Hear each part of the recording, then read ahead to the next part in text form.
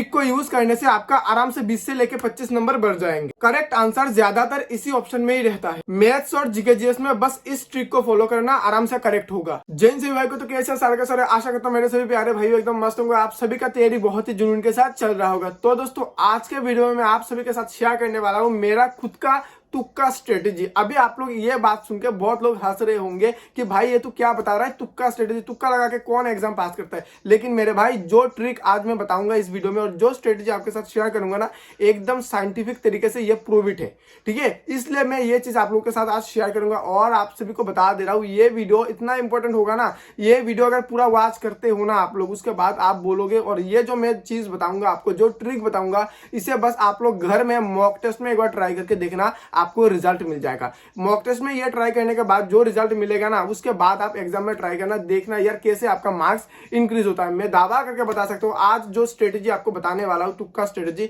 इसे यूज करने के बाद आपका जितना मार्क्स अभी मॉक में आता है, इससे आराम से 20 से 25 नंबर आराम से इंक्रीज हो जाएगा। अगर आपका मार्क्स 70 आता है तो आप आराम से 90 प्लस मार्क्स कर लोगे, ठीक है मेरे भाई। तो जो भी हो वीडियो को अभी शुरू करेंगे, सीधे बकवास की बात बंद करके सीधे मैं चलूंगा मुद्दे की तरफ। हमारा क्या बात है कि तुक्का स्ट्रेटेजी, पहले कुछ चीजें आप लोगों को मैं समझा देता हूं, ठीक है, जो कि बेसिक चीज है।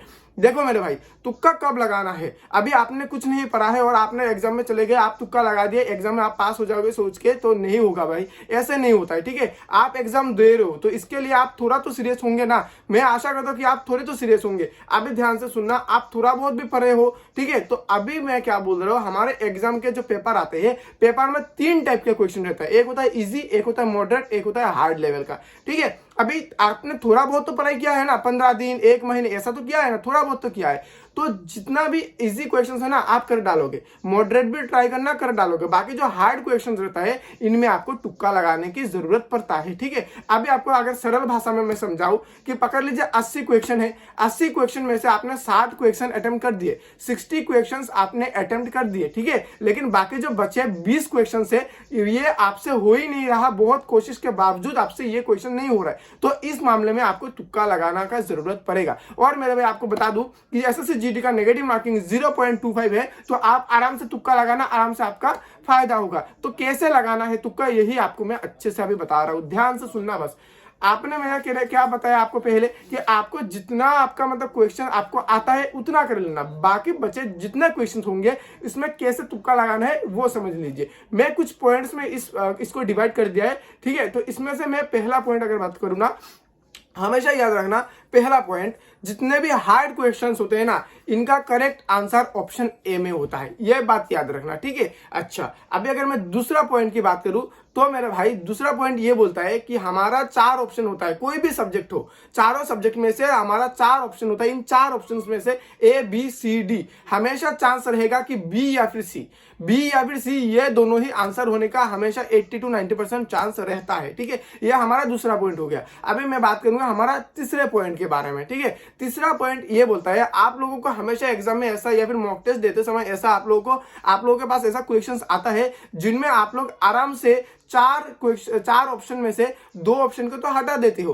कि हाँ भाई ये 2 ऑप्शन हमारा आंसर नहीं हो सकता है, बाकी ये जो 2 क्वेश्चन है ना, सॉरी ये जो 2 ऑप्शन है, इन 2 ऑप्शन में हमारा आंसर होगा। होता है ना, इन 2 ऑप्शन में आप लोग कंफ्यूज हो जाते हो। इस मामले में क्या करना है ये ध्यान से सुनना। अगर ये 2 ऑप्शन जिस पर आप कंफ्यूज हो, इन 2 ऑप्शन अगर ए बी हुआ ना, तो ज्यादा संभावना होगा कि बी करेक्ट हो। अगर ये 2 क्वेश्चन सी डी निकला आपका, तो ज्यादातर चांस होगा कि सी आंसर हो, ठीक है मेरे भाई। और अगर ये 2 ऑप्शन आपका बी सी निकल गया ना, तो ज्यादातर संभावना होगा कि सी ही आंसर हो। ये बात याद रखना, मैं प्रोबेबिलिटी बता रहा हूं, मैं एक्यूरेसी बता रहा हूं, कौन से ज्यादा होने का संभावना रहता है। खुद मैंने ये सब ट्राई करके देखा है मेरे भाई, इसी वजह से आपको बता रहा हूं।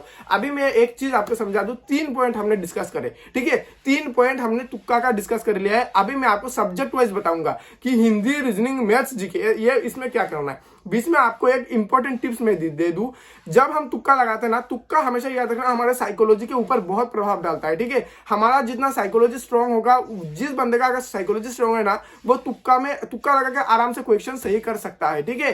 क्यों बताए, हमेशा एक चीज याद रखना, हमारा जो तुक्का लगाते हैं हम, तुक्का में सबसे ज्यादा ये मतलब समझना है कि तुक्का में हमेशा ट्राई करना जितना हो सके आपका 4 ऑप्शन में से ऑप्शंस को एलिमिनेट करने का, ठीक है। जो हमारा क्वेश्चन रहेगा क्वेश्चन के साथ हमेशा ऐसा होता है कि एक या फिर दो ऑप्शन का तो कोई भी नाता नहीं रहता, तो इनको हटा दो। जो आपको लग रहा है नहीं ये दोनों तो नहीं होगा, ये गारंटी है, तो इनको एलिमिनेट कर दो, हटा दो इनको। अभी बाकी जो दो है ना, ये जो बाकी दो है इनमें आप मैंने जो पिछले वाले 3 नंबर पॉइंट में जो ट्रिक बताया वो अप्लाई करना, ठीक है। ऐसे हमेशा तुक्का लगाने वक्त आप एलिमिनेट करना, ऑप्शंस को जितना एलिमिनेट कर सकते हो उतना आपका सही आंसर ऑटोमेटिक निकल जाएगा। अभी अगर मैं सब्जेक्ट वाइज बात करूं मेरे भाई, आपको बता दे रहा हूं, हिंदी ऐसा सब्जेक्ट है इसमें मैं आशा करता हूं आप सब लोग मतलब कर डालोगे, तुक्का लगाने की जरूरत नहीं है, ठीक है। बाकी रीजनिंग भी आप सभी लोग कर डालोगे, लेकिन तुक्का लगाने की जरूरत नहीं है। फिर भी मैं अगर आप सभी को बताऊं ना, रीजनिंग के लिए खासकर बता रहा हूं, बहुत लोगों का ऐसा आता है रीजनिंग में 15, 16, 17 इतना ही सही होता है, ठीक है। 3-4 क्वेश्चन सही नहीं होते, ऐसे बहुत सारे भाइयों ने मुझे बताया। तो मैं अगर आपको बताऊं, अगर रीजनिंग में आपको तुक्का लगाने की जरूरत पड़ा भी ना, तो आप मेरे हिसाब से, मैं अपना ओपिनियन दे रहा हूं, मुझे जितना लगा रिसर्च करके, सी, ये याद रखना, रीजनिंग में ज्यादातर सी में आंसर होता है, ये याद रखना, ठीक है। अगर तुक्का लगाने की जरूरत पड़ा रीजनिंग में तो सी, ठीक है, लेकिन ज्यादातर रीजनिंग और हिंदी इन दोनों सब्जेक्ट में तुक्का की कोई आवश्यकता नहीं होता। ये दो सब्जेक्ट हर किसी का स्ट्रॉन्ग होता है, ऐसा मैं आशा करता हूं। बाकी जो मैथ्स और जीके जीएस, ये दो सब्जेक्ट लोगों का वीक होता है, और इन दो सब्जेक्ट में कैसे तुक्का लगाओ, एकदम पूरा बढ़िया सा ट्रिक बता रहा हूं, ध्यान से सुनना बस मेरे भाई। ये जो जीके जीएस है ना, पहले पढ़ लेना, जितना जीके जीएस आपसे हो पाएगा 20 क्वेश्चन में से उतना कर लेना, और जो नहीं हो पाएगा ना उसमें से मेरे हिसाब से मैं बता रहा हूं मेरे भाई, ज्यादातर आंसर बी होगा, ठीक है। मैंने ऐसा देखा है, खुद मॉक टेस्ट पे ट्राई करके देखा है, जीके जीएस का ज्यादातर आंसर बी ऑप्शन में होता है, करेक्ट बी ऑप्शन में आंसर करेक्ट होता है, ठीक है। अच्छा, अभी अगर मैथ्स वालों का बात करूं, मैथ्स में 2 पॉइंट बताऊंगा, ठीक है। मैथ्स में 2 पॉइंट अगर बताऊं ना, पहले तो एक बात कर रहा हूं, जितना मैथ्स में क्वेश्चंस आपको आता है उतना क्वेश्चंस आप कर देना, ठीक है। 20 में से पकड़ लीजिए 10 क्वेश्चंस आपको आता है, 10 क्वेश्चन कर देना। उसके बाद बाकी के जो 10 क्वेश्चन बचेंगे उनमें क्या करना है, बाकी के जो 10 क्वेश्चन होंगे ना, इनमें देखना कि सबसे फर्स्ट पॉइंट बता रहा हूं, सबसे हार्ड, बाकी के 10 क्वेश्चन में से सबसे हार्ड क्वेश्चन कौन सा है, उसका ए ही होगा आंसर, ज्यादा 90% चांस है, ठीक है। अच्छा, ये पहला पॉइंट हो गया। और दूसरा पॉइंट की अगर मैं बात करूं ना, तो मैथ्स में अगर मैं बताऊं, मैथ्स में ज्यादातर आपको तो हार्ड क्वेश्चन जो होगा उसका तो ए ही होगा, ठीक है। लेकिन अगर मैं बताऊं कि ओवरऑल तो सी आंसर में ज्यादातर करेक्ट होता है,